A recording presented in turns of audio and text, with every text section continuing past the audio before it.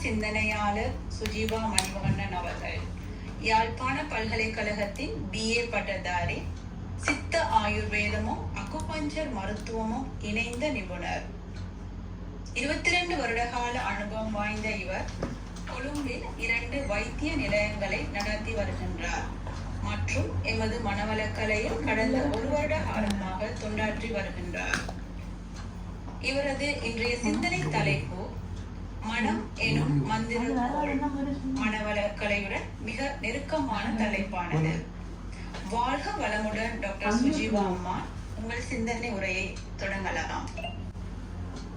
வாழ்க வளமுடன் சுகந்தினி அம்மா. என்னுடைய லைன் கிளியரா இருக்கா? ஓ அம்மா, நீங்க ஸ்டார்ட் பண்ணுங்க. கிளியரா இருக்கு. ஓகே. வாழ்க வையகம், வாழ்க வையகம், வாழ்க வளமுடன். குரு வாழ்க, குருவே துணை. சிந்தனையை உடல் நலத்தை சீரமைத்து உய்வித்த குருவே வாழ்க. உலக சமுதாய சேவா சங்கம் கொழும்பு மண்டலமும் ஆலய தொழில்நுட்ப இயக்குநரகமும் இணைந்து நடாத்தும் தினசரி தவ தத்துவ நிகழ்வாக மாலை சிந்தனையாக மனம் என்னும் மந்திரக்கோள் பற்றி பார்க்கலாம். இந்த சிந்தனை உரையை செவிமடுக்க இணையத்தின் ஊடாக இணைந்திருக்கும் அனைத்து மெய்யன்பர்களுக்கும் எனது மாலை நேர வணக்கத்தையும் வாழ்க வளமுடன் என்னும் வாழ்த்துக்களையும் குருவின் வாழ்த்தோடு இந்த சிந்தனை உரையை ஆரம்பிக்கின்றேன். இன்று நாம் பேசப் போவது கண்களால் காண முடியாத ஓர் அதிசயத்தை பற்றி. அது நம் உடலுக்கு உயிர் கொடுக்கும் மூச்சை விடவும் ஆழமானது. அது நம்மை உயர்த்தவும் முடியும், தாழ்த்தவும் முடியும். அதுதான் மனம். மனம் என்பது ஒரு மந்திரக்கோள். அதை எப்படி பயன்படுத்துகின்றோம் என்பதில் தான் நம் வாழ்க்கை எப்படி திருப்பம் பெறுகின்றது என்பது தீர்மானிக்கப்படுகின்றது. அது நம் உள்ளே இருப்பது போலே தோன்றினாலும் நம் வெளி உலகத்தையே பாதிக்கின்றது. மனம் ஒரு திசை காட்டி. அதை சரியான வழியில் திருப்பினால் வாழ்க்கை ஒளிமயமாகும்.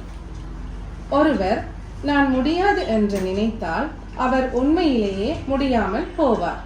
ஆனால் ஒருவர் நிச்சயமாக முடியும் என்று மனதிலே நம்பினால் உலகமே அவருக்காக வழி செய்யும். அதனால் தான் வாழ்க்கை பெரிய ஒரு அதிசயம் இல்லை. வாழ்க்கை என்பது ஒரு சிந்தனையின் விளைவு. நாம் தினமும் ஆயிரக்கணக்கான சிந்தனைகளை உருவாக்குகின்றோம்.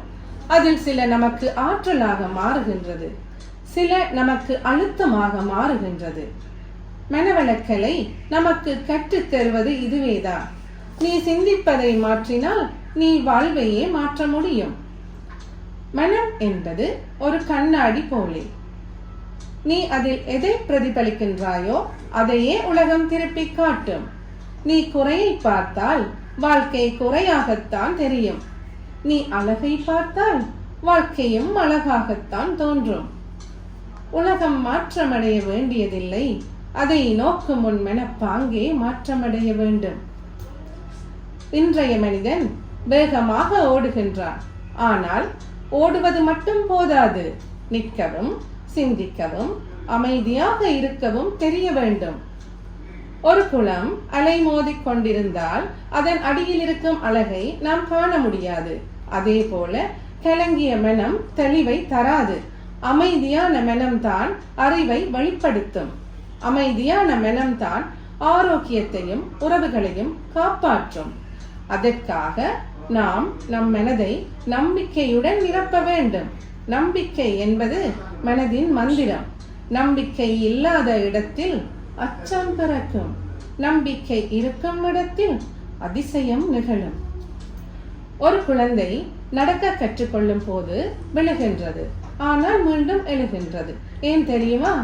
அதற்கு தன்னம்பிக்கை இருக்கின்றது. அதே தன்னம்பிக்கை தான் நம்மை முன்னேற்றும் மந்திரக்கோள் என்று சொல்லலாம்.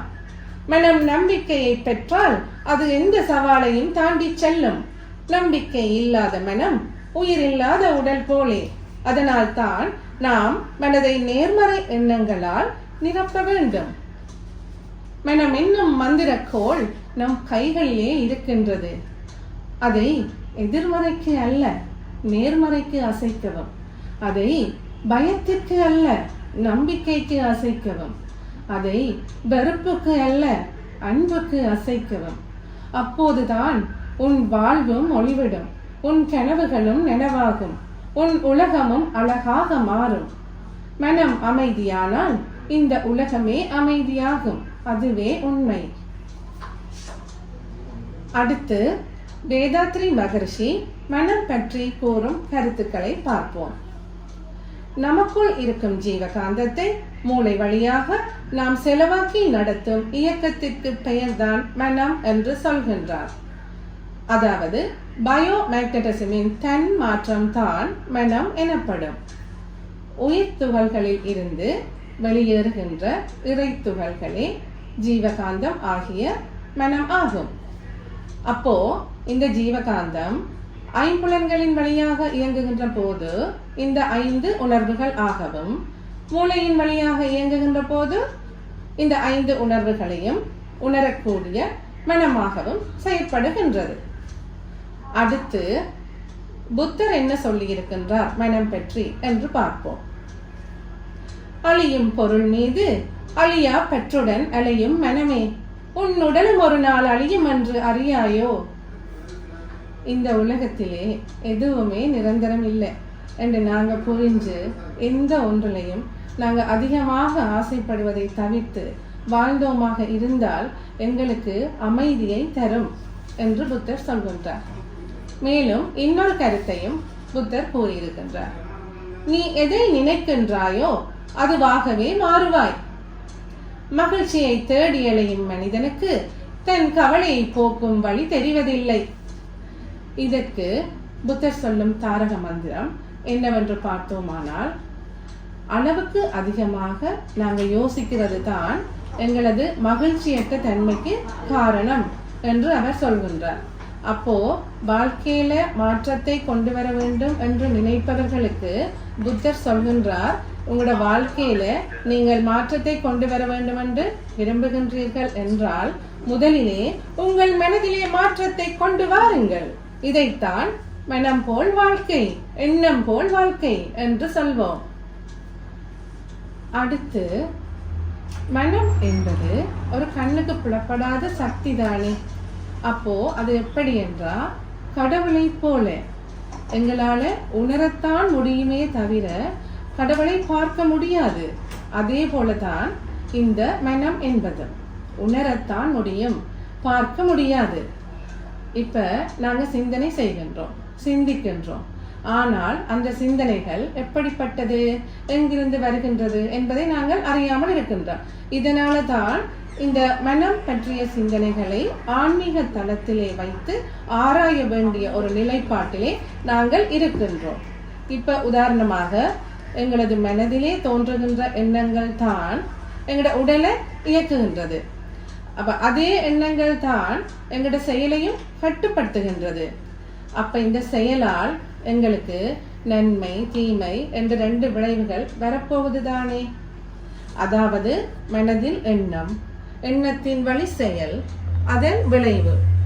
விளைவு நன்மையாகவும் இருக்கலாம், தீமையாகவும் இருக்கலாம்.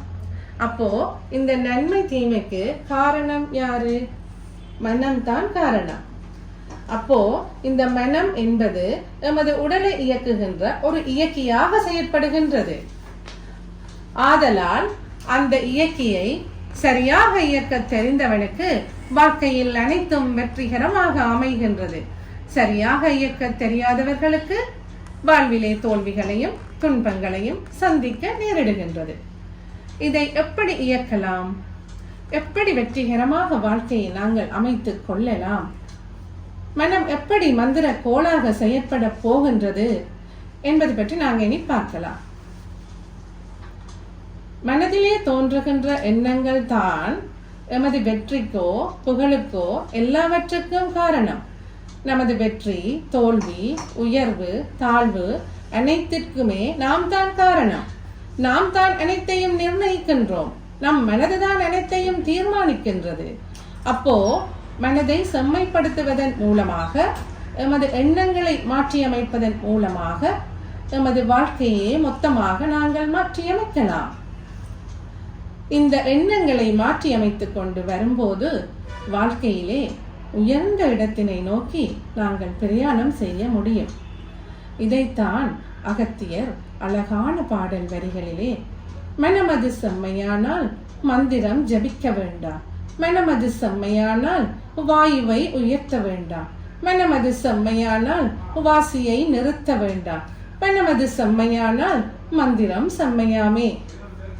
அப்போ யாரொருவர் மனதை செம்மைப்படுத்தக்கூடிய தகுதி வாய்ந்தவராக இருக்கின்றார்களோ அவர்களுக்கு மந்திரமே தேவைப்படாது என்று அகத்தியர் கூறுகின்றார். அப்போ மந்திரம் என்பது என்ன? இறைவனுக்கும் எங்களுக்கும் இடையே உள்ள ஒரு ஊடகம். இப்ப நாங்கள் இறைவனிடம் எமக்கு என்னென்ன வேணுமென்று கேட்டு பெற்றுக்கொள்வதற்காக பிரயோகிக்கின்ற ஒரு ஊடகம்தான் மந்திரம். அப்ப ஒருவரால மனதை கட்டுப்படுத்த முடியுமெண்டா, மனதை செம்மைப்படுத்த முடியுமெண்டா, அவர்கள் இந்த இறை இணைப்போட மிகவும் சுலபமாக இணைந்து கொள்ள முடியும். அவர்கள் மந்திரமெல்லாம் சொல்லி கஷ்டப்பட வேண்டாம் என்று அகத்தியர் சொல்லியிருக்கின்றார்.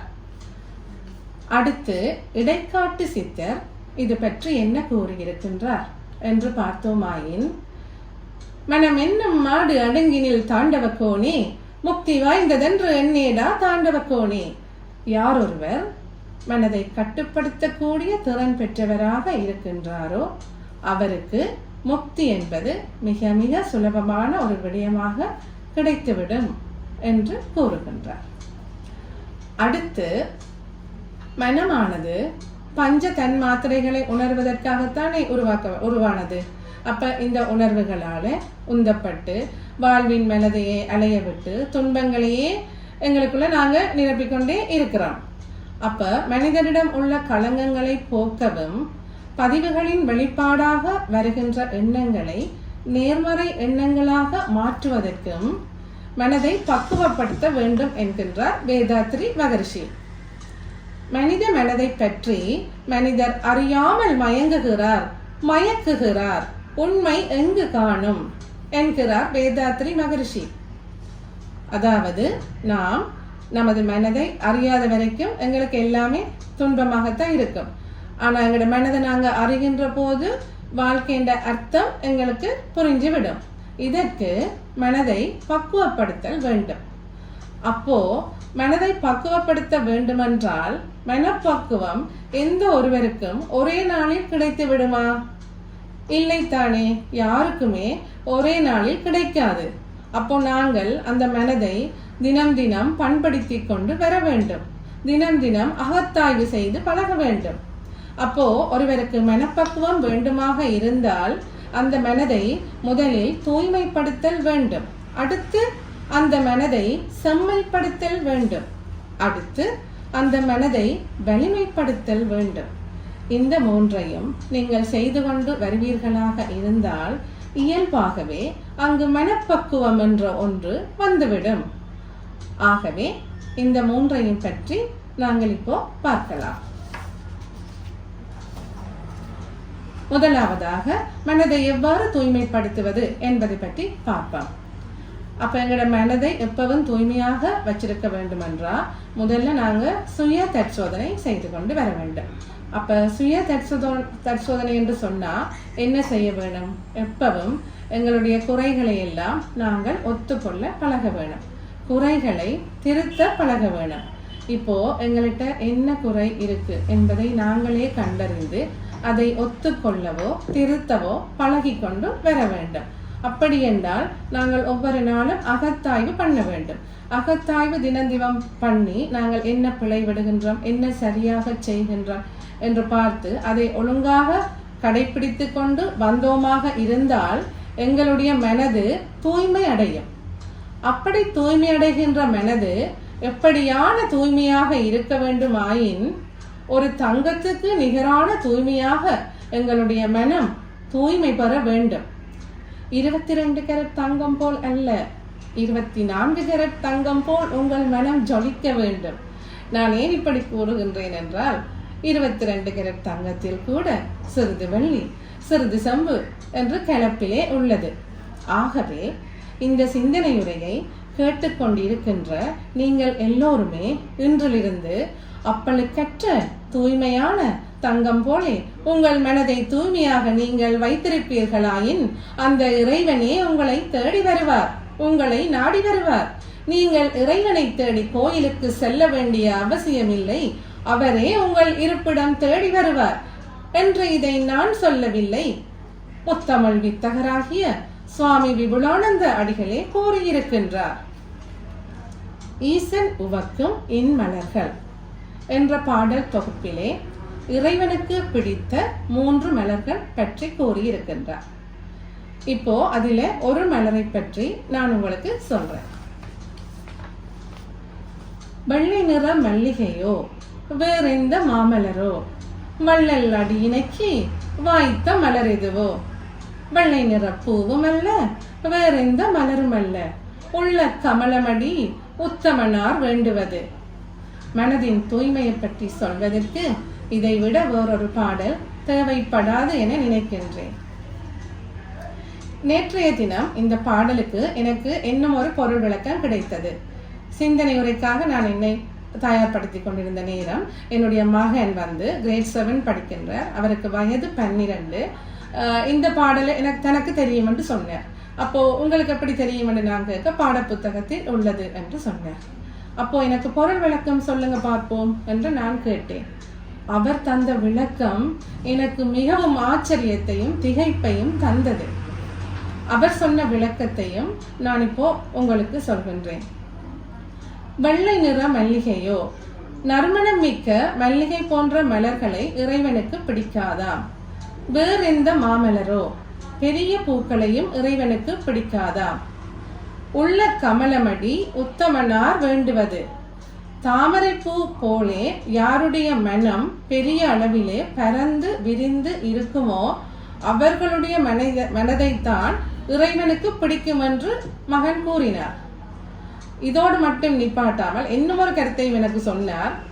ஏனைய பூக்கள் எல்லாம் ஒரு நாளில் பூத்து விடுமாம், ஆனால் இந்த தாமரைப்பூ மட்டும் அவ்வாறு இல்லையா. இப்ப இன்றைக்கு பூத்த மலர் அதன் உள்ளே கூம்பியுள்ள சிறு இதழ்கள் மறுநாள் விரியுமா, அதற்கு மறுநாள் இன்னும் உள்ளே கூம்பியுள்ள சிறு இதழ்கள் விரியுமா.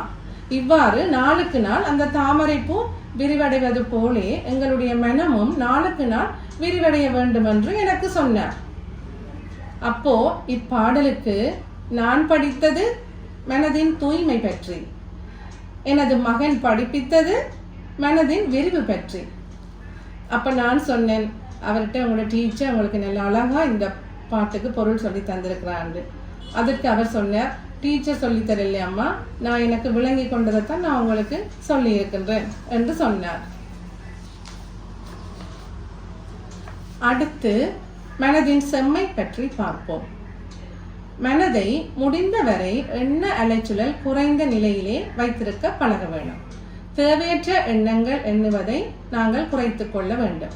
இப்ப இன்னும் விளக்கமாக கூறுவதென்றா, உடலை அசைக்க அசைக்க அதற்கு வலிமை கூடும், ஆனால் மனதை அசைக்க அசைக்க அதனுடைய வலிமை குன்றும். எனவே நாங்க என்ன செய்யணும், அசையாமல் இருப்பதற்காக காலை மாலை தியானம் செய்ய வேண்டும். இப்ப இதுல என்ன சொல்லியிருக்கா, எங்கட உடலை அசைக்க அசைக்க வலிமை கூடுமெண்டா நாங்க தினமும் உடற்பயிற்சி செய்ய வேணும். செய்தாத்தான் எங்கட உடல் வந்து வலிமை குன்றாமல் எப்பவுமே வலிமையோட இருக்கும். அதே போல மனதை அசைக்க அசைக்க வலிமை குன்றிவிடும். அப்ப இங்க மன அசைவு என்பது நாங்க எண்ணங்களை எண்ணுவது. திரும்ப திரும்ப எண்ணங்களை எண்ணுவதால் மன அலைச்சுழல் வேகம் கூடி ஒருவருக்கு அவருடைய மன வலிமை குறைந்துவிடும். அப்ப எப்போதும் எப்படி இருக்க வேணும், எங்களோட மன அலைச்சுழல் மிகவும் குறைந்த நிலையிலே இருக்க வேண்டும். கூட்டிக் கொண்டு போகக்கூடாது. நாங்க மன அப்படி கூட்டிட்டு போனோம்னா எங்களுடைய மன வலிமை குன்றிவிடும். இப்போ சாதாரணமான நிலையில எங்களது மன அலைச்சுழல் பீட்டா ஸ்டேஜில் தான் எப்பவும் இருக்கும். அதாவது 14 இருந்து 40 வரையும் இருக்கும். அப்ப நாங்க 14 இருந்து 40 வரையுள்ள பீட்டா ஸ்டேஜில அந்த 14, 15, 16 இந்த நிலையில தான் நாங்கள் எப்பவும் இருக்க பழக வேணும். ஏனென்றா 20, 40க்கு போயிட்டுதண்டா அந்த நிலை வந்து உணர்ச்சி வசப்பட்ட நிலை. அப்போ எங்களுக்கு கோபம், டென்ஷன், வெறுப்பு, ஆத்திரம், இந்த உணர்வுகள் ஏற்படுகின்ற நிலை தான் அந்த 20லேருந்து 40. அப்ப நாங்க அந்த 20லேருந்து 40லேயே எப்பவும் இருந்துட்டோம்டா என்ன நடக்கும்? கோபம், டென்ஷன் கூடுவதால ப்ரெஷர் கூடும், பல்பிட்டேஷன் கூடும். அப்ப எங்களோட உடல் நோய் நிலைமைக்கு கொண்டு போய் சேர்த்துடும். அப்ப இதன் காரணமாக நாங்கள் எப்பொழுதுமே பீட்டா ஸ்டேஜிலேயே மிகவும் குறைந்த அலைச்சல் இருக்குதானே, 14, 15, 16 அதுலேயே இருக்க பழக வேண்டும். இந்த அலைச்சலில் இருக்க பழகினோம்டா எங்களுடைய மனம் மிகவும் அமைதியான நிலையில் இருக்கும், மிகவும் தெளிவான நிலையில் இருக்கும். அந்த நிலையிலே நாங்கள் எடுக்கின்ற முடிவுகள் எல்லாம் சிறப்பான முடிவுகளாகவும் அமையும். இதை மகரிஷி சொல்லி இருக்கின்றார், அசைந்து கெட்டது மனது, அசையாமல் கெட்டது உடல். அடுத்து மனதின் வலிமையை பற்றி பார்ப்போம். மனதின் வலிமையை பற்றி பார்க்கின்ற போது நாங்கள் எப்பயுமே நிகழ்காலத்தில் வாழ பழக வேண்டும். இது எப்படி என்றால், நாங்கள் எந்த ஒரு நேரத்திலையும் ப்ரெசன்ட் சிச்சுவேஷன்லேயே இருக்கணும். பாஸ்ட்டுக்கும் போகக்கூடாது, ஃப்யூச்சருக்கும் போகக்கூடாது. இப்போ பாஸ்ட்டை பற்றியே நினைத்து கொண்டே இருந்தோம்டா எங்களுக்கு விரைவிலே டிப்ரெஷன் வந்துடும், மன அழுத்தம் வந்துடும். ஃப்யூச்சரை பற்றியே நினைச்சு கொண்டே இருந்தோம்டா எங்களுக்கு மனசில் கவலை, ஏக்கம், ஏமாற்றம் இதுகள் தான் ஏற்படும். அப்போ நாங்கள் எப்பவுமே எந்த ஒரு வேலையை செய்யும் போதும் நிகழ்காலத்தில் இருந்து பழக வேண்டும். ப்ரெசண்டில் இருக்கிறது மட்டும் போதாது, மைண்ட்ஃபுல்னஸாகவும் இருந்து பழக வேண்டும். அப்போ நாங்கள் நிகழ்காலத்திலையும் இருந்து மைண்ட்ஃபுல்னஸாகவும் இருந்து நாங்கள் ஒரு வேலையை செய்தோம் என்றால் அந்த வேலை முழுமை பெறும், பூரணத்துவம் அடையும். அப்போ அப்படி பழகி கொண்டு வந்தோமென்றால் ஒவ்வொரு நிமிடமும் ஒவ்வொரு கணமும் நாங்கள் அந்தந்த வேலையைத்தானே செய்ய போகிறோம். அப்போ எங்களோட மைண்ட் பாஸ்ட்டுக்கும் போகாது, ஃப்யூச்சருக்கும் போகாது. அப்படி ஒரு நிலையை கொண்டு வரைக்க எங்களோட ஃபுல் ஃபோக்கஸ், எங்களோட ஃபுல் கன்சன்ட்ரேஷன் அந்த இடத்திலே தான் இருக்க போகுது. அப்போ நாங்கள் எடுத்த காரியம் அத்தனையும் எங்களுக்கு சிறப்பாகவும் வெற்றிகரமாகவும் அமையும். இவ்வாறு நாங்கள் செய்து கொண்டு வரைக்க மனதிலே ஒரு ஹாப்பினஸ் கிடைக்கும். அப்போ மனசு எப்பவும் இளமையாக இருப்பதற்கு காரணம், மனசை நாங்கள் எப்பவுமே சந்தோஷமாக வச்சிருக்கணும். சந்தோஷமாக வச்சிருந்தோம் என்றால் அது எப்பவுமே இளமையாகவும் இருக்கும், வலிமையாகவும் இருக்கும். இந்த இடத்திலே நான் இப்போ மன வலிமை, மன தூய்மை பற்றி கூறியிருக்கின்றேன். அதை தவத்தோடு கம்பேர் பண்ணி சொல்லலாம் என்று இருக்கின்றேன்.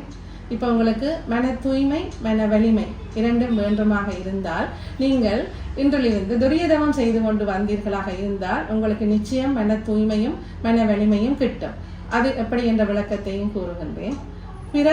முதலில் மன தூய்மையை சொல்லுகின்றேன். பிராரப்த வினை நீங்குவதால மன தூய்மை எங்களுக்கு ஏற்படுகின்றது. எப்படி? இப்போ பிராரப்த வினை என்றால் நாங்கள் 3 வயசுலேருந்து இப்போ மட்டும் செய்கின்ற வினை தான் பிராரப்த வினை. அது எங்கே பதிய போகுது? அது எங்களோட மூளையிலே தானே பதிய போகுது. அப்போ நாங்கள் துரியதவம் எங்கே இருந்து செய்கிறோம்? தலை உச்சியிலே நின்று செய்கிறோம். அப்போ அந்த மூளையில் உள்ள பதிவுகள் எல்லாம் ஒன்றொன்றாக அகற்றப்பட்டு கொண்டு வரும்போது நாளுக்கு நாள் அங்கே மூளையின் வழியாகத்தானே மனம் இயங்குகின்றது. அப்போ மனம் தூய்மை அடைகின்றது. அது அப்பவே அதனால் எங்களோட மன தூய்மை கிட்டுகின்றது. அடுத்து மன வலிமையும் இந்த துரியதவம் செய்வதால ஏற்படும். அது எப்படி என்று சொல்றேன். இப்ப நடுமனம் நாங்கள் துரியதவம் செய்ய புற மனதை முற்று முழுதாக வெற்றி கொள்கின்றது. எப்படி என்றால், இப்ப நீங்க துரியதவம் செய்யாதவர்களாக இருந்தால் உங்களோட புறமனம் என்ன செய்யும்? 5 புலன்களின் வழியே தான் இயங்க போகுது. அது சொல்றதை தான் நீங்க கேட்க போறீங்க. ஆனா துரியதவம் நீங்க செய்தீர்களாக இருந்தால் உங்களோட புற மனதை அந்த நடுமனமாகிய மூளை என்ன செய்யும்? முற்று முழுதாகவே முழுமையாகவே வெற்றி கொண்டுடும். அப்ப அங்க நிலையுறு மனம் என்ற ஒரு நிலை எங்களுக்கு ஏற்பட போகின்றது.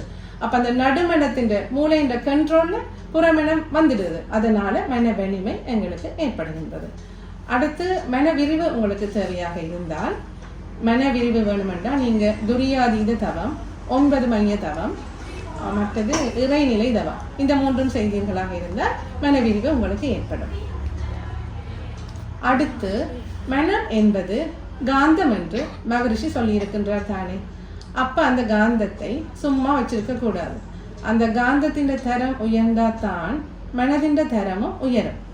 காந்தத்தின் தரத்தை உயர்த்துவதற்கு நாங்க என்ன செய்யணும்டா, அதிகமாக படிக்க வேணும், கேட்க வேணும், அதிகமாக நூல்கள் வாசிக்க வேணும். கிடைக்கின்ற நல்ல நல்ல தகவல்கள் எல்லாவற்றையும் உடனுக்குடனே மனதில் பதிய வைக்க வேணும். இப்படி நாங்கள் காந்தத்திலே பதிய வைத்து கொண்டு வந்தோமானால் அந்த காந்தத்தின் தரம் உயரும் போது மனதின் செம்மை நன்றாக விரிவடையும். இதைத்தான் ஔவையார் ஒரு பாடலிலே கூறியிருக்கின்றார். நீரளவே ஆகுமாம் நீராம்பல் தான் கற்ற நூலறிவே ஆகுமாம் நுண்ணறிவு. ஒரு குளத்திலே நீர் எந்த அளவுக்கு இருக்குதோ அந்த அளவுக்கு தான் குளத்துல தாமரை அள்ளி எல்லாம் இருக்கு. அந்த நீர் உயர உயர என்ன செய்யும்? அந்த தாமரை பூ உயரும். நீர் தாழ தாழ அந்த தாமரை பூவும் அள்ளியும் தாழும். அப்போ அதை போலதான் எங்களுடைய அறிவு என்பது ஒரு நாளும் வீணாகவே போகாது. நாங்க கற்ற கல்வி என்பது ஒரு நாளும் அழிவடைவதும் இல்லை, மற்றவர்களால் திருடப்படுவதும் இல்லை. அது எங்களிட்டேயே மட்டும் இருக்கின்ற சொத்து. நாங்கள் சேர்த்து வைத்திருக்கின்ற செல்வம் கூட எங்களை விட்டு போய்விடும், என்றோ ஒரு நாள் போய்விடும். ஆனால் நாங்கள் சேர்த்து வைத்திருக்கின்ற அறிவு ஒரு நாளும் எங்களை விட்டு போகாது. அந்த காந்தத்திலே பதிவு பின்தொடர்ந்து நம் கூட வந்து கொண்டேதான் இருக்கும். அப்ப நாங்க தினம் தினம் இந்த பதிவுகளை விரும்பி மீண்டும் மீண்டும் எங்களுக்குள்ளே போட்டுக்கொண்டு வர வேண்டும். இதைத்தான் திருவள்ளுவர் ஒருமைக்கண் தான் கற்ற கல்வி ஒருவருக்கு எளிமையும் ஏமா புடைத்து. அப்போ எங்களுக்கு 7 பிறப்புக்கும் இந்த கல்வி பின்தொடர்ந்து வரும். சரி, ஔவையார் இன்னும் ஒன்றை கூறியிருக்கின்றார். உங்களுக்கு நூல்களை எல்லாம் கற்றறியத்தான் முடியாது, நூல்களை கற்றறிந்து கொள்வது உங்களுக்கு கஷ்டமா இருக்கண்டா, அடுத்து இன்னொரு வழியை கூறியிருக்கின்றார். சரி, நீங்க நூல்களை படிக்காவிட்டால் பரவாயில்லை, அந்த கற்றறிந்த அறிவியலாளர்களை கனவிலும் நினைவிலும் நினையுங்க, நினைக்கவாவது செய்யுங்க. அப்படி நீங்க நினைச்சீங்க என்றா கூட உங்களோட காந்தத்தின் தரம் உயர்ந்து கொண்டே போகும் என்று சொல்லியிருக்கின்றார். இது எப்படி என்றால், இனிது இனிது ஏகாந்தம் இனிது அதனிலும் இனிது ஆதியை தொடுதல், அதனிலும் இனிது அறிவினர் சேர்தல், அதனிலும் இனிது அறிவுள்ளவரை கனவிலும் நனவிலும் காண்பது தானே. இதற்கு உதாரணமாக நாங்கள் ஏகலைவனையே எடுத்துக்கொள்ளலாம். ஏகலைவன் துரோணாச்சாரியிடம் வில்வித்தை கேட்பதற்காக கேட்டான். அப்ப அவர் என்ன சொல்றார்? நீ ராஜவம்சத்தை சேரவில்லை, உனக்கு நான் சொல்லி தர மாட்டேன் என்று சொல்லிவிடுவார். அப்ப ஏகலைவன் என்ன செய்கின்றான்? கனவிலும் நினைவிலும் இவரையே குருவாக ஏற்றுக்கொண்டு அந்த வில்வித்தையிலேயே சாதனை படைத்தவன். மேலும் இன்னொரு விடயத்தையும் ஔவையார் கூறியிருக்கின்றார். சரி, நூல்களைத்தான் படிக்க வேண்டாம், கனவிலும் நினைவிலும் நினைக்க வேண்டாம். இன்னும் ஒரு வழி இருக்கு உங்களுக்கு. எப்படி என்றா, நீங்க நேரம் கிடைக்கின்ற போது எல்லாம் கற்றறிந்த அறிஞர்களோடு கூட இருக்க வேண்டும். அப்படி அவர்களோடு கூட இருந்தாலே எங்களுடைய காந்தத்தின் தரத்தை உயர்த்தி கொள்ளலாம் என்று ஔவையார் கூறுகின்றார். இதனால் தான் போல் என்னவோ அந்த காலங்களில் எல்லாம் கிராமப்புறங்களில் கோயில் திருவிழா காலங்களிலே சொற்பொழிவுகள் பிரசங்கங்கள் எல்லாம் வைப்பார்கள். எதற்காக?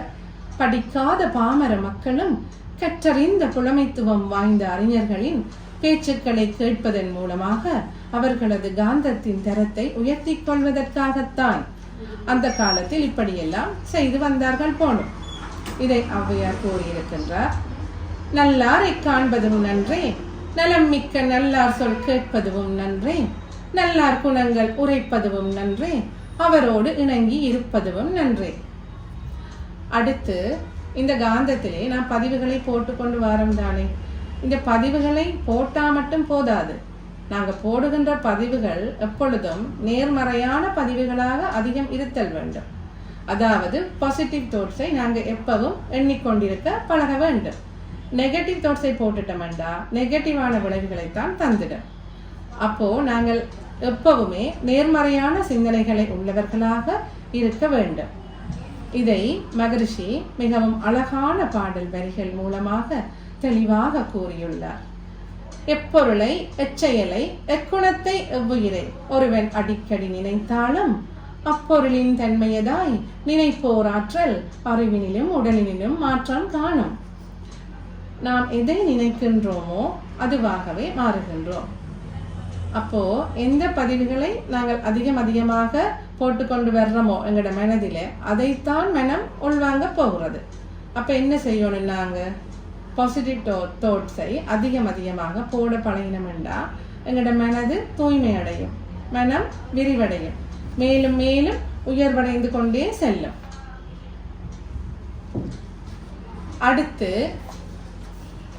மனதை எப்பொழுதும் சமநிலையில் வைத்திருக்க பழக வேண்டும். அதாவது வருவதைக் கண்டு மயங்காமலும் போவதைக் கண்டு கலங்காமலும் எவன் ஒருவன் சமநிலையோடு இருக்கின்றானோ அவனை துன்பம் என்பது அணுகாது. இது எப்படி என்றா, இப்ப எங்களோட வாழ்க்கையில பணம், புகழ், பெயர், செல்வாக்கு, வீடு அத்தனையும் கிடைக்கும். இதெல்லாம் வந்துட்டுதுன்றோடனே நாம் தான் பெரியார்கள் என்ற ஒரு நினைப்பு வரக்கூடாது. மற்றவர்களை மதிக்காது நடக்கின்ற தன்மை, அவர்கள் எல்லாம் சிறியோர்கள் என்று மதிக்காமல் நடக்கின்ற தன்மை எங்களுக்கு ஏற்படக்கூடாது. அதே போல எங்களிடமிருந்து சில பொருட்கள், சில உடைமைகள் எங்களை விட்டு கைவிட்டு போயிட்டு தண்டா அந்த நேரத்துல கூட நாங்க கவலைப்படக்கூடாது, ஏங்கக்கூடாது. அப்ப நாங்க என்ன செய்யணும்? சந்தோஷமோ துன்பமோ அற்ற நிலை இரண்டையும் பேலன்ஸா பார்க்க வேணும். அப்ப எங்களோட மனசை நாங்க அதியுச்ச சந்தோஷத்துக்கும் கொண்டு போகக்கூடாது, அதியுச்ச கவலைக்கும் கொண்டு போகக்கூடாது. அப்ப இரண்டுக்கும் இடைநடுவில் நாங்க எப்பயும் இருக்க பழகணும். அப்பதான் அந்த மனம் ஒரு செம்மையான வலிமையான மனமாக இருக்கும். இதையும் மகரிஷி சொல்லி இருக்கின்றார். துன்பம் குறைந்திட இன்பம் பெருகிட பெருகிட அதுவே துன்பத்தை விளைவிக்கும். எனவே இன்பமோ துன்பமோ வேறு வேறு இல்லை. இன்பத்தின் அளவு முறை மாறும் போது அது துன்பமாக மாறி வருகின்றது என்று கூறுகின்றார் மகரிஷி. அடுத்து நாம் நினைக்கின்ற எண்ணங்கள் நேர்மறையாக இருந்தால் மட்டும் போதாது. அந்த எண்ணத்திலே திடமான உறுதித்தன்மையும் வலிமையும் கலந்திருக்க வேண்டும். அப்படி இருந்தால் தான் அந்த எண்ணம் செயலுக்கு வரும். இல்லாவிட்டா அந்த எண்ணங்கள் செயலுக்கு வராது. அப்ப நாங்க பாசிட்டிவான எண்ணங்களை எண்ண வேண்டும். எண்ணினா மட்டும் போதாது. நாங்க நினைக்கின்ற எண்ணங்கள் எங்களுக்கு ஒரு உறுதியான திடமான வலிமை கலந்த எண்ணமாக இருக்க வேண்டும். அப்படி உறுதித்தன்மை இருந்தால்தான் அந்த எண்ணம் செயலுக்கு வரும். இதை திருவள்ளுவர் எண்ணியாங்கு எய்துவர் எண்ணிய திண்ணியராகப் பெறேன்.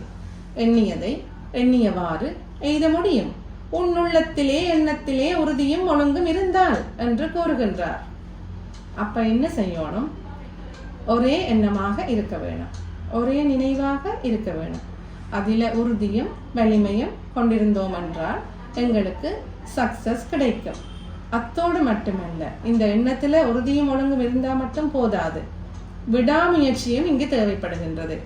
ஏனெனில் எந்த ஒன்றிலையும் விடாமுயற்சி இருந்தால் தான் நாங்கள் வெற்றி அடைய முடியும். அப்ப விடாமுயற்சியும் இங்க எங்களுக்கு முக்கியமான ஒன்றாக இருக்குது. இதைத்தான் கூறுவார்கள், எறும்பூர கற்குழியும் அடிமேல் அடியெடுத்தால் அம்மியின் நகரும் என்று. அதை போல நமது எண்ணங்களை, செயல்களை அன்னதினமும் எது எங்களுக்கு வேண்டுமோ அதுக்கு மட்டும் ஃபோக்கஸ் கொடுத்து செய்து கொண்டு வந்தோமானால் அந்த எண்ணங்களும் ஈடேறும், வாழ்வும் வளம் பெறும். இந்த மனம் என்ற மந்திர கோலை இறைவன் ஒவ்வொரு மனிதருள்ளும் புதைத்துத்தான் அனுப்பியிருக்கின்றார். ஆனால் எல்லோரும் அந்த புதையலை தேட முற்படுவதில்லை. தேடினோருக்கு வாழ்விலே வெற்றி, தேடாதிருப்போர்களுக்கு வாழ்வில் தோல்வி. இது எப்படி என்றால், எமது ஆழ்மனம்தான் அந்த மந்திரக்கோள். இது எல்லோரிடமும் இருக்கின்றது. ஆனால் எல்லோரும் அதை பயன்படுத்துவதில்லை. இந்த வித்தையை கையாள தெரிந்தவனுக்கு வாழ்வில் அத்துணை படிகளும் வெற்றி படிகளே. அப்ப இந்த ஆழ்மனம்தான் எங்கிட்ட மந்திரக்கோள். அப்ப இந்த மந்திரக்கோளை சரியாக நாங்க கையில் எடுத்து சரியான முறையில கையாளிட்டோம்னா நாங்க நினைத்தது எல்லாமே நடக்கும், கேட்டது எல்லாமே கிடைக்கும். அது எப்படி? அந்த ஆழ்மனதை எப்படி கையாள வேண்டும், எப்படி கையாள போறோம் என்பதை பற்றி நான் சொல்றேன். இந்த மனம் என்பதை உளவியலாளரின் கருத்துப்படி, ஏன் மகரிஷியின் கருத்துப்படியும் தான் 3 பிரிவுகளாக பிரிக்கலாம். மேல்மனம், நடுமனம், ஆழ்மனம். மேல்மனம் என்பது நாம் அன்றாடம் செய்கின்ற தொழில்கள், வேலைகள், புலன் இயக்கங்கள், இவை அனைத்தும் தான் மேல்மனதின் மூலமாக நடக்கின்றது. இப்போ இன்றைக்கு நாங்கள் கோயிலுக்கு போக வேணும், இப்போ ஸ்கூலுக்கு போக வேணும், இன்றைக்கு என்ன கலர் ட்ரெஸ் போட வேணும் என்று நினைக்கிறோம் தானே. அப்போ அந்த நினைக்கிறது மேல்மனம். அப்போ என்ன செய்யுது மேல்மனம்? ஒரு பிளானிங் படி கொண்டு போகுது. இந்த பிளான் பண்ணி கொண்டு போவதை நாங்கள் ஒரு அனுபவமாக பெறுறோம் தானே. அப்ப அந்த அப்படி அனுபவமாக பெறுறதை மூளையிலே பதிவு செய்கின்றது நடுமனம். அப்ப இந்த மேல்மனம் நடுமனம் இரண்டும் செய்கின்ற வேலைகளை சூக்குமமாக வித்து அணுத்திரளிலே பதிவு செய்து விடுகின்றது ஆழ்மனம். இதுல ஆழ்மனதையும் மேல்மனதையும் தொடர்பு படுத்துவது நடுமனமாகிய மூளை. ஆகவே இங்கு நடுமனம்தான் மிகவும் முக்கியமானது. ஏனென்றால் ஆழ்மனதுக்கு பதிவுகளை எடுத்து செல்வதே நடுமனம் தானே. அப்ப மேல்மனம் நாம் விழிப்பு நிலையில் உள்ள போது மட்டும்தான் இயங்கும். அதாவது புலன் இயக்கத்தோட சம்பந்தப்பட்டதுதான் மேல்மனம். அப்ப நாங்க தூங்கிக்க மேல்மனமும் தூங்கிடும், நாங்க விழிப்பா இருக்க மட்டும்தான் அது செயற்பாட்டில இருக்கும். ஆனால் ஆழ்மனம் அப்படி இல்லை. அது 24 மணித்தியாலமும் இயங்கிக் கொண்டே இருக்கும். ஆழ்மனம் என்பது ஒரு விளைநிலம் போன்றது. அதுல நாங்க அன்பு, அமைதி, திருப்தி, தெய்வீகம் போன்ற நல்ல விதைகளை போட்டுக்கொண்டு வந்தா நல்ல பலன்களை எங்களுக்கு அது பெற்றுக்கொள்ள முடியும். அப்ப இந்த ஆழ்மனம் என்பதை நாங்க எப்படி சொல்லலாம் என்றால் ஒரு குழந்தையை போல என்று சொல்லலாம். ஏனென்றா அதுக்கு நல்லது எது கெட்டது என்று பிரித்து பார்க்க தெரியாது. ஆனா நமது வாழ்க்கைக்கு தேவையான அத்தனை விடயங்களையும் செயலுக்கு கொண்டு வருவது இந்த ஆழ்மனம் தான். அப்போ இந்த ஆழ்மனம் என்பது கிட்டத்தட்ட ஒரு ரோபோ மாதிரின்னு சொல்லலாம். எப்படி?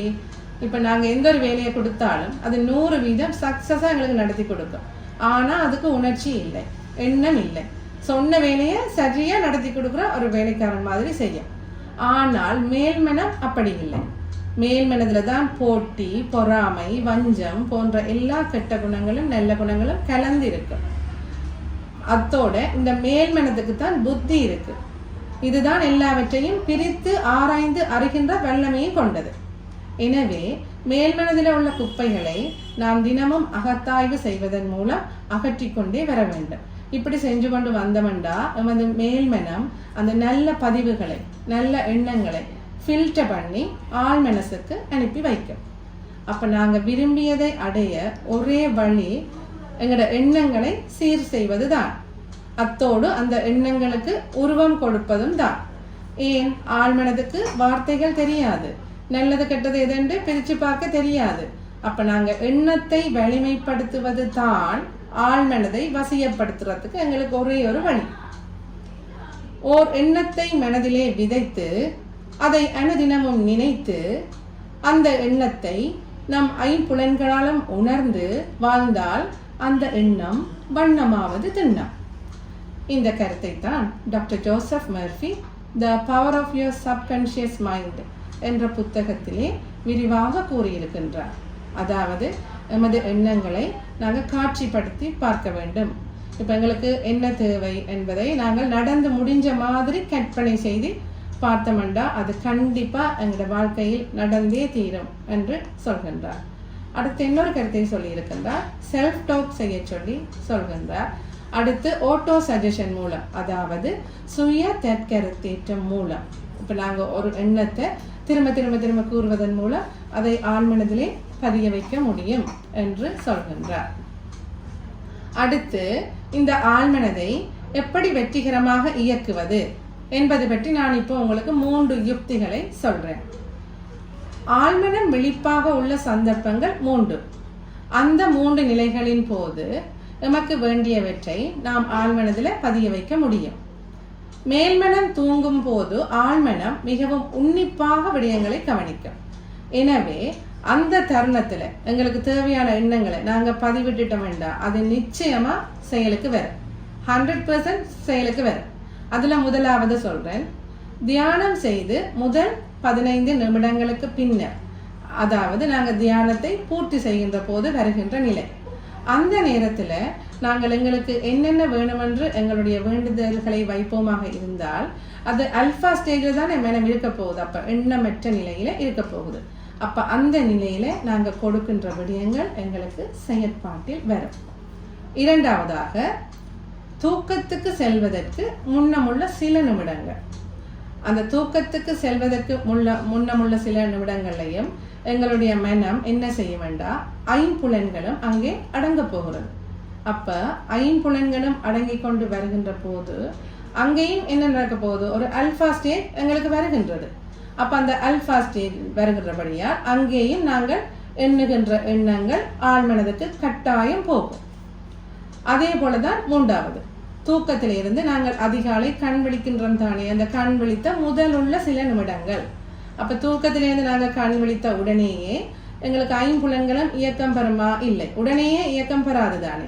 அப்ப அந்த தூக்கத்திலிருந்து கண் விழிக்கின்ற அந்த ஒரு சில நிமிடங்கள்லையும் எங்களுடைய மனது ஆல்பா ஸ்டேஜில் தான் இருக்க போகுது. அப்ப அந்த நிலையிலையும் நாங்கள் எண்ணுகின்ற எண்ணங்கள் எமது ஆழ்மனதிலே ஆழமாக பதிந்து விடும். அப்போ ஆழ்மனதிலே ஆழமாக பதிந்த விடயங்கள் என்ன செய்யும் என்றா, அந்த ஆழ்மனதைத்தானே நாங்கள் கருமையம் என்றோ ஆன்மா என்றோ அறிவு என்றோ சொல்கின்றோம். அப்ப இந்த கருமையம் தானே பிரபஞ்சத்தோட தொடர்பு கொள்ள போகின்றது. அப்போ இந்த பிரபஞ்சத்தோட தொடர்பு கொள்கின்றபடியா பிரபஞ்சத்தோட தொடர்பு கொண்டு எங்களுக்கு வேண்டியவற்றை வேண்டிய மனிதர்கள் மூலமாக வேண்டிய இடத்தில் இருந்து பெற்றுக் கொடுக்கும் ஆழ்மனம். இவ்வாறு தான் அது நடைமுறையிலே செயற்படுத்தி தருகின்றது. அப்போ இன்றிலிருந்து நீங்கள் எல்லோரும் உங்கள் ஆழ்மனதை எவ்வாறு உங்கள் தேவைப்படி நிறைவேற்ற போகின்றீர்களோ அதற்கு ஏற்றபடி உங்கள் மந்திரக்கோளை கையில் எடுத்துக் கொள்ளலாம். அடுத்து, சங்ககால இலக்கியங்களில் ஒன்றான குறுந்தொகை பாடலிலே சில பாடல் வரிகளை இங்கு நினைவு கூற விரும்புகின்றேன். இது கடந்த 30 வருடங்களுக்கு முன்பாக நான் கல்வி கற்ற போது இலக்கியத்தில் எனக்கு மிகவும் பிடித்தது. இங்கு உங்களோடு பகிர்ந்து கொள்ள இருக்கின்றேன். சங்ககால தலைவனதும் தலைவியினதும் கூடலையும், கூடலினால் ஏற்பட்ட காதலையும், காதலினால் ஏற்பட்ட விட்டு பிரிய முடியாத நெருக்கத்தையும் எடுத்துரைக்கும் முகமாக சொல்லப்பட்ட பாடல் வரிதான் இது. செம்புலம் பெயல் நீர் போல அன்புடை நெஞ்சம் தான் கலந்தனவே.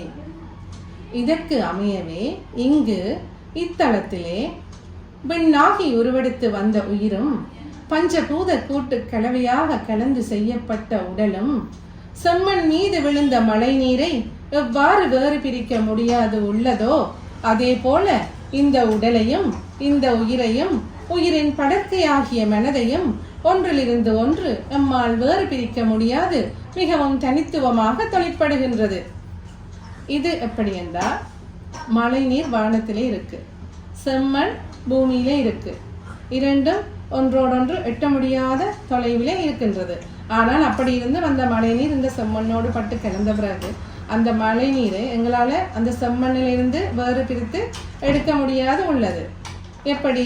சங்ககால தலைவி தலைவனை நீங்கினால் உயிர் வாழ மாட்டாள், உயிரை மாய்த்து விடுவாள். அது சங்க காலத்திலே. அதே போலதான் இந்த உடலும் இந்த உயிரும் இரண்டரை கலந்து விட்டன. இரண்டரை கலந்ததோடு மட்டுமல்லாமல் மனமென்றதொரு குழந்தையையும் பெற்றெடுத்து விட்டது. ஆகவே இந்த உடலும் இந்த உயிரும் மனமும் எப்பொழுதும் ஒன்றை விட்டு ஒன்று நீங்காமல் மூன்றும் ஒன்றோடொன்று கலந்துதான் தொழிற்பட போகின்றன. ஒன்றை விட்டு ஒன்று நீங்கினால் மற்றொன்றால் உயிர் வாழ முடியாது, நிலைத்திருக்கவும் முடியாது. உயிர் நீங்கிய உடலை நாம் சவம் என்றோ பிணம் என்றோ சொல்கின்றோம். அப்ப இந்த நிலையில் மனமென்ற ஒன்று வேலை செய்யாது. உடலை விட்டு உயிர் போயிட்டது என்றா அங்க மனமென்ற ஒன்று வேலை செய்யாது, செயலற்று போகின்றது. இதை இன்னொரு மாதிரி சொல்றேன்டா, இப்ப என்னுடைய பெயர் சுஜீவா, என்னை சுஜீவா என்று கூப்பிடுவார்கள். சிலர் என்னை அக்கா என்று சொல்வார்கள், சிலர் என்னை டாக்டர் என்று சொல்வார்கள். இது எப்ப வரைக்கும்? இந்த உடலிலே உயிர் இருக்கின்ற வரைக்கும், மனம் இருக்கின்ற வரைக்கும் இப்படியெல்லாம் சொல்வார்கள். ஆனால் ஒரு சந்தர்ப்பத்திலே என்றோ ஒரு நாள் இந்த உடலை விட்டு உயிர் போய்விட்டதென்று வைத்துக் கொள்வோம். அந்த நிலையில் அந்த நேரத்தில் இந்த சமுதாயத்தில் உள்ள மக்கள் எப்படி கூப்பிடுவார்கள்? சுஜீவாவை எப்ப எடுக்க போகிறார்கள், டாக்டரை எப்ப எடுக்க போகிறார்கள் என்று சொல்வார்களா? அப்படி கூற மாட்டார்கள். இந்த உடலை விட்டு உயிர் பிரிந்த மறுகணமே இந்த உடலுக்கும் மதிப்பில்லை, அதனில் உள்ள மனதிற்கும் இயக்கம் இல்லை, இரண்டும் ஸ்தம்பித்து போய்விடும். அப்ப என்ன சொல்வார்கள்? எத்தனை மணிக்கு பொடி எடுக்க போறாங்க? இப்படித்தான் கேட்பினார், இப்படித்தான் கேட்பினோம். இதுல இருந்து எங்களுக்கு என்ன விளங்குது? இந்த உடலிலே உயிர் கலந்து இருக்கும் போது மட்டும்தான் அந்த உடலுக்கும் மதிப்பு, உயிருக்கும் மதிப்பு, மனதிற்கும் மதிப்பு. ஆகவே இந்த மூன்றும் சேர்ந்து செய்த கலவைதான் நாம். எனவே அரிது அரிது மானிடராக பிறத்தல் அரிது என்பதற்கிணங்க இயற்கை எமக்களித்த வரப்பிரசாதமாகிய இந்த மானிட பிறப்பை நாம் அழகாகவும் அற்புதமாகவும் வாழ்ந்து முடித்தல் வேண்டும்.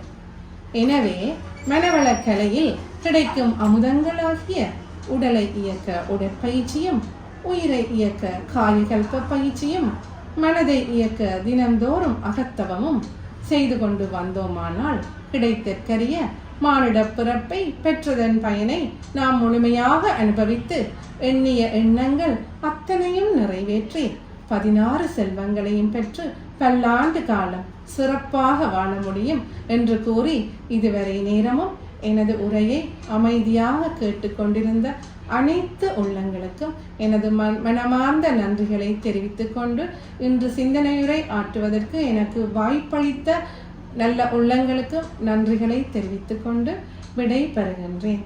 வாழ்க வளமுடன். நன்றி அம்மா, வாழ்க வளமுடன். விரிவான தெளிவான ஒரு சிந்தனை உரையை வழங்கிய டாக்டர் சுஜீபா மணிவண்ணன் அவர்களை அனைவரும் துரிய நிலையிலிருந்து வாழ்த்துவோம். அம்மா சுஜீபா மணிவண்ணன் அவர்கள் வாழ்க வளமுடன். மூச்சை விட ஆழமானது மனம். ஆழ்மனம், அதாவது தன்னம்பிக்கையே உன்னை முன்னேற்றும் மந்திரக்கோள். மனதை அறிந்தால் வாழ்வின் அர்த்தம் புரியும். உடல் அசைந்தால் வலிமை கூடும். மனத்தை அசைத்தால் வலிமை குன்றும் போன்ற ஆழமான கருத்துக்களை முன்வைத்து சென்றார். வாழ்க வளமுடன் அம்மா. இப்போது கேள்வி பதிலுக்கான நேரம். கேள்வி கேட்பவர்கள் கேட்கலாம். அம்மாவை வாழ்த்துபவர்கள் ஹேண்ட் ரேஸ் பண்ணி வாழ்த்தலாம். வாழ்க வளமுடன். வாழ்க வளமுடன் அம்மா. வாழ்க வளமுடன். வாழ்க வளமுடன் டாக்டர். அருமையான ஒரு தலையங்கம். மனமெனும் மந்திரக்கோள். இந்த மந்திரக்கோளால நீங்க ரகசியங்கள் எல்லாத்தையுமே புட்டு வச்சுட்டீங்க. இந்த ஒரு தெளிந்த நீரோட எப்படி வேகமாக போகுமோ, அந்த ஒரு தங்கு தடை இல்லாமல் போகுமோ, அதே போல உங்களோட பேச்சு இருந்தது. அதிலும் அந்த கருத்துகள் அவ்வளவும் ஒரு கோதுமை போல, ஒரு மாலை போல அழகாக இருந்தது. நன்றியம்மா. உங்களோட நன்றி. இந்த பேச்சும் இதுக்கும் இன்றைக்கும் எங்களுக்கு தேவை. இதை இப்படியே வளர்த்துக் கொள்ளுங்க. வாழ்க வளமுடன். அதே நேரம் கடைசியில ஒரு பஞ்ச் ஒன்று தந்தீங்க, அந்த சம்பூர்ணன் சேர்ந்து போல அன்புடன். எனக்கும் வந்து இந்த பாடல் வரிகள் எப்பவுமே மகிழ்ச்சியான மனம் என்று சொன்னா உடனே அதுதான் ஞாபகம் மாறுது. அப்படி இரண்டரை கலக்கணும். ஒவ்வொரு விஷயத்திலையும் நாங்க அப்படி இரண்டரை கலக்கலாம். அந்த விஷயத்துல நாங்க பர்ஃபெக்ட்டா செய்யறதுக்கு நீங்களும் அந்த அழகாக உதாரணமாக இருப்பீங்க. எந்த ஒரு காரியமுமே நாங்க அந்த அந்த ஒரு விஷயம் நாங்க செய்ய போறோம்னா அந்த அதுல முழுமையாக அர்ப்பணிக்கும் சொன்னா கட்டாயம் அதை பர்ஃபெக்ட்டா செய்யலாம். அழகா சொல்லியிருக்கிறீங்க. அதுக்கு நல்ல ஒரு உதாரணம் சொல்லியிருக்கீங்கம்மா. அழகா இருந்துச்சு. வாழ்க வளமுடன். நன்றி அம்மா. வாழ்க வளமுடன். வாழ்க வளமுடன் அம்மா. வாழ்க வளமுடன். சொல்லுங்க அம்மா. கிருஷ்ணகலாம்மா. வாழ்க வளமுடன். வாழ்க வளமுடன். ரொம்ப சந்தோஷமா இருந்தது. ஏன்னா நீங்க படிச்சதை உணர்ந்த சொற்பொழிவாக ரொம்ப சந்தோஷம். வாழ்க வளம். மேலே மேலே ஆன்மீகத்தோடு வளர மனமார்ந்த வாழ்த்துக்கள். நன்றி. நன்றி அம்மா. வாழ்க வளமுடன். மதன்மோகன் ஐயா வாழ்க வளமுடன். மைக் அன்மியூட் பண்ணிட்டு கேள்வி கேளுங்க. ஹேமலதா அம்மா வாழ்க வளமுடன். வாழ்க வளமுடன் அம்மா.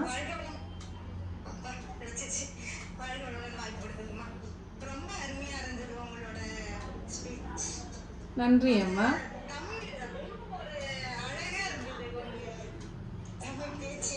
நன்றி அம்மா. ஆமா. ஓ ஆமா.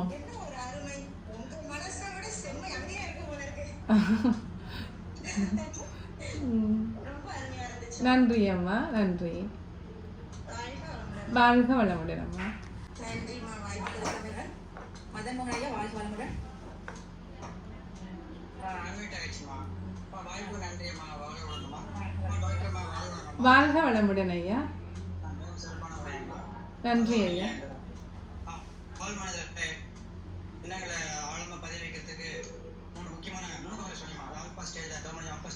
ஆமா ஆமா ஆமா.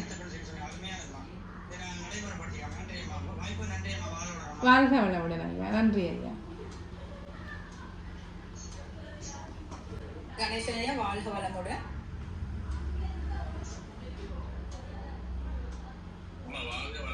வாழ்க வளமுடன் ஐயா. அம்மா நாங்க எங்கேயோ தேடிக்கொண்டிருந்த மந்திர போல் எங்கள்கிட்ட தான் இருக்கின்றது நீங்க ஒரு ஞாபகப்படுத்தினீங்க. நன்றி ஐயா. உங்க அம்மா சொன்ன மாதிரி உங்களோட ஒரு தெளிந்த நீரோடியில போன மாதிரி இருந்தது. உங்களுடைய ஸ்பீச்ல தான் நாங்க நிறைய லிங்க்ஸ் எடுத்துக்கிட்டோம், நிறைய பாயிண்ட்ஸ் எடுத்துக்கிட்டோம். நன்றி ஐயா. நன்றி. வாழ்க வளமுடன். வாழ்க வளமுடன் அம்மா.